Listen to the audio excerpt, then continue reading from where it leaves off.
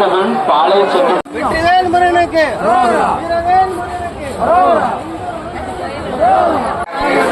மணிப்பழசு cellphone குறிப்பாக குழந்தைகள் எல்லாமே பாதுகாப்பா வச்சுக்காங்க. இது உங்களுக்கான அறிவிப்பு.